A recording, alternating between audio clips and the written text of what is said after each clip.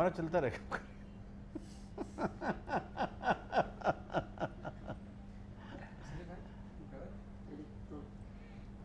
All right, तो सबसे पहले तो सर कॉन्ग्रेचुलेशन आप लोगों को। ये फिल्म का ट्रेलर, जैसा कि हमने बहुत ही बातें की, केसर से ही बातें की, बहुत ही ऑसम ट्रेलर है। Thank you.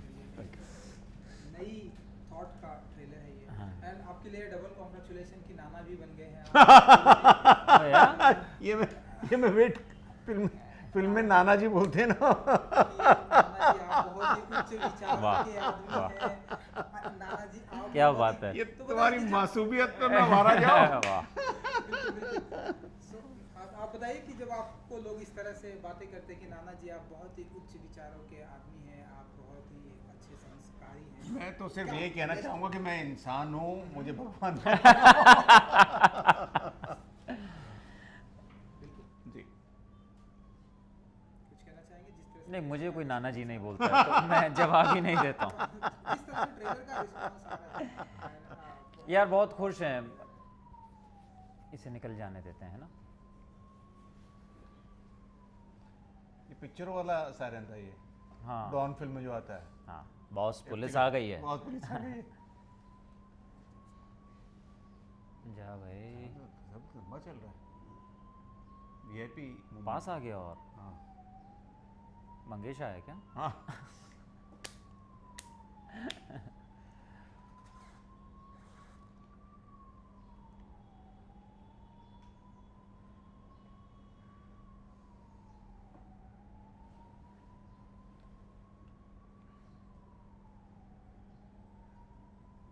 इस ट्रेलर को देख के मुझे अपने दादाजी पे भी शक हो रहा था। कम उम्र में चले गए थे वो, तो मैं ऐसा बोल नहीं पाऊंगा। देख रहा है मुझे मेरे दादाजी पे हो रहा है। क्यों नहीं? तो फिर से कर दीजिए इसको, फिर से कर दीजिए, सॉरी। पारिवारिक मनोरंजक फिल्म है। मेरा बड़ा मन था कि मैं संतुलन का पार्ट करूं, क्योंकि वो बड़ा मनोरंजक पार्ट है। संतुलन कुमार में अंकल ऐसी सेटिंग बैठाएगा कि आपकी प्रॉब्लम। अभी ये सायरन आपके लिए भी अभी है ना? नहीं सकती थी तो कट्टर प्रदर्शन करने को दिल तो कर रही है, लेकिन हो नहीं पाई। क्या पता परेशानी क्या है। एक तो ब्रिलियंट एक्टर है, नंबर 1।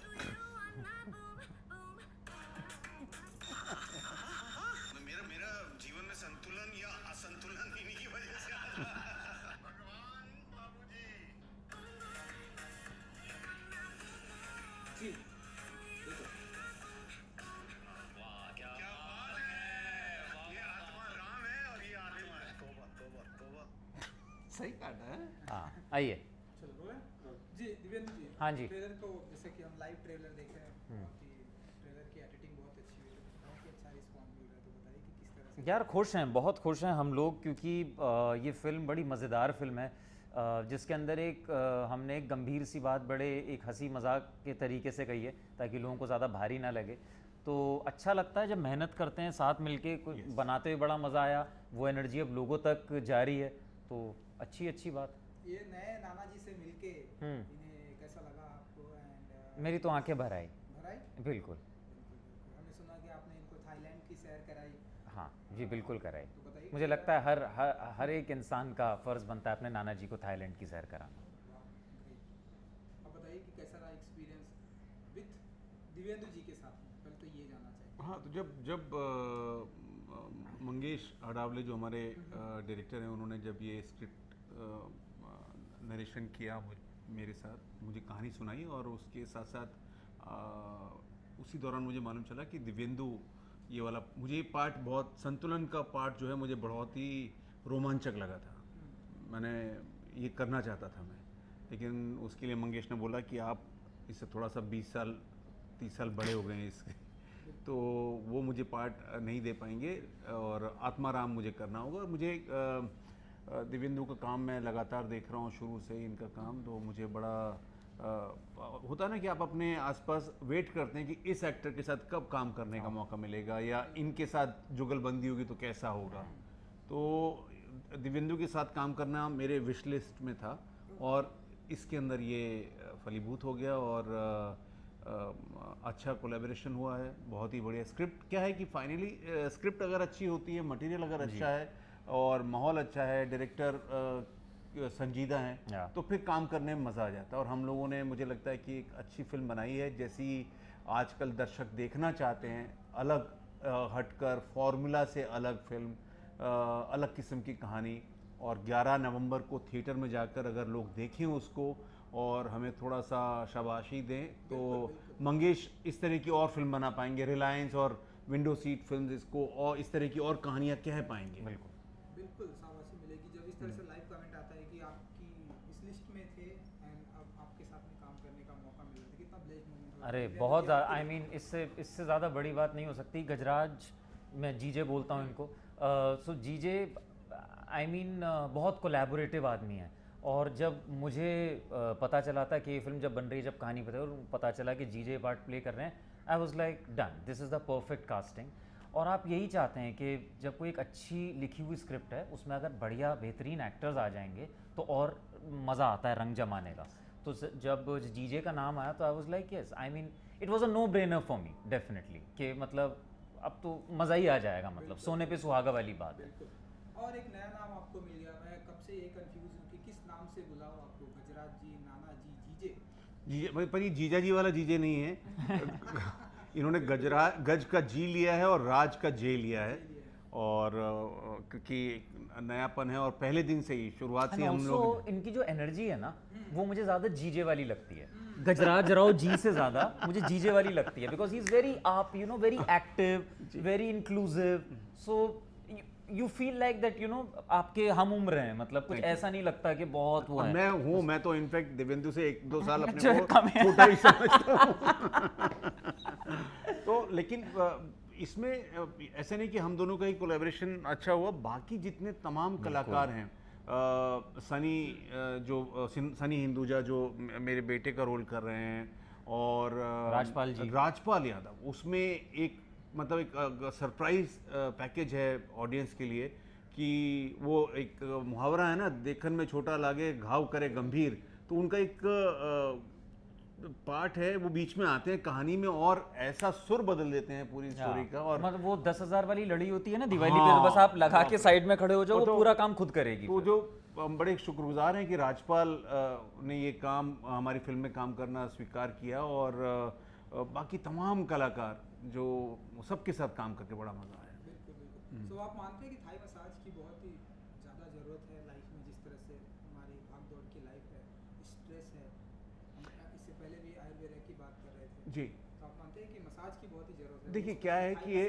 जैसे स्पोर्ट्स में तो होता ही है कि जो खिलाड़ी होते हैं, जैसे अपने सारे क्रिकेटर हैं या हॉकी के खिलाड़ी हैं, उनके लिए तो ख़ास तौर पे फिजियो को रखा जाता है कि आपकी जो मसल्स खिंच जाते हैं और जो आप थकान होती है, चोट लगती है, तो उसके लिए तो हमारे आयुर्वेदा में और केरल जी बिल्कुल, तो वो तो हमारी परंपरा में है। तो मुझे लगता है ये थाई मसाज भी यहाँ केरल से ही गया होगा, क्योंकि हमारे 1000 साल पुराना 1000-1500 साल पुराने कहीं तार जुड़े हुए हैं साउथ ईस्ट एशिया से।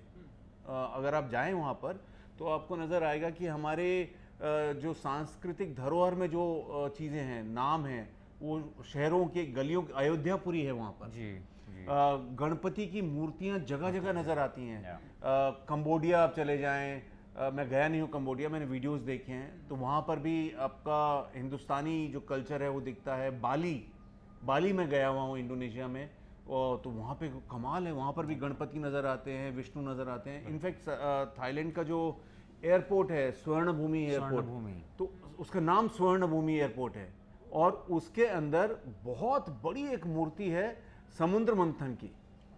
वो मतलब आपको लगता है कि कहीं ना कोई एक सांस्कृतिक रूप से हम लोग जुड़े हुए हैं। बिल्कुल बिल्कुल। लेकिन ये जो नाना जी हैं दिव्येंदु जी, मैंने ट्रेलर में देखा है, जी। जब हसीनाओं से मुलाकात होती तो काफ़ी शर्मीले हैं, तो बताइए कि क्या कुछ ट्विस्ट एंड टर्न्स आने वाला है जब इनकी मुलाकात होगी हसीनाओं से? वो तो देखिए trailer ये picture में पता चला, हाँ, लेकिन आप आज ये सिर्फ हसीनाओं से मिलने थाईलैंड नहीं जाते हैं, तो क्या है, एक स्पिरिचुअल जर्नी है उनकी, उसमें थाईलैंड एक अहम भूमिका प्ले करता है। लेकिन कहानी में जब आप देखेंगे तो कैरेक्टर की शुरुआत जहाँ से होती है, उसकी एक दिली ख्वाहिश है एक तरीके का एक्सपीरियंस पाने की, और थाईलैंड की तरफ वो निकलते हैं, और वहाँ पे नाना प्रकार की जो हम चीज़ें बोलते हैं, नाना प्रकार के एक्सपीरियंसेस मिलते हैं उनको, नाना प्रकार के एक्सपीरियंस मिलते हैं। सो या इट्स नॉट जस्ट सिर्फ एक ही ढर्रे पे हम नहीं सोच सकते कि एक ही चीज़ के लिए जा रहे हैं। इट्स अ स्पिरिचुअल जर्नी जैसा मैंने 70 बरस के आत्माराम के अकेलेपन की कहानी है। उनको उनकी जो उन्होंने पूरा जीवन जो है दूसरों के लिए जिया। उनकी पत्नी 20 साल बीमार रहने के बाद गुजर चुकी हैं, वो अकेले हैं और उसके बीच में संतुलन से मुलाकात होती है, जो कि उनका एक तरह से कह सकते हैं कि उनका मिरर की तरह काम करता है। उनका एक नौजवान दोस्त बन जाता है और उनकी ज़िंदगी में जो खालीपन आया हुआ है, जो मायूसी आई हुई है, उसको दूर करने की कोशिश करता है। तो बड़े ही मनोरंजक तरीके से मंगेश ने ये फिल्म बनाई है, हम लोगों ने बनाई है और परिवार के साथ देखी जा सकती है। कहीं से भी इसके अंदर कोई सस्तापन या घटियापन उस तरह से नहीं है और लोगों को ये फिल्म अच्छी लगेगी, मुझे लगता है। जैसा कि संतुलन जी ने बताया कि नाना जी को नाना प्रकार की फैसिलिटी मिलने वाली, तो कितना कुछ एंजॉय किया आप लोगों ने। शूटिंग उज्जैन में हुई है, जी हाँ, आइलैंड में, तो जी। डेफिनेटली वहाँ के सीन है, तो कितना कुछ एंजॉय किया आप लोगों ने नाना प्रकार की फैसिलिटीज़ को। हमें तो बड़ा मज़ा आया। साथ में सबसे अच्छी बात ये थी कि एक फिल्म का जो कैप्टन ऑफ द शिप जिसे डायरेक्टर कहते हैं, वो मंगेश जैसा कभी जो अगर इंसान होता है तो उसके साथ बड़ा मज़ा आ जाता है। बड़ा ही सच्चा, बड़ा ही ऑनेस्ट किस्म का आदमी है, यू नो। तो उसके साथ बातें करने में बड़ी रियल बातें होती हैं। उसके बाद हर एक एक्टर का चयन इतना अच्छे तरीके से हुआ है, इतना सटीक तरीके से हुआ है। मैंने और जीजे ने, हमारी बहुत अच्छी केमिस्ट्री रही।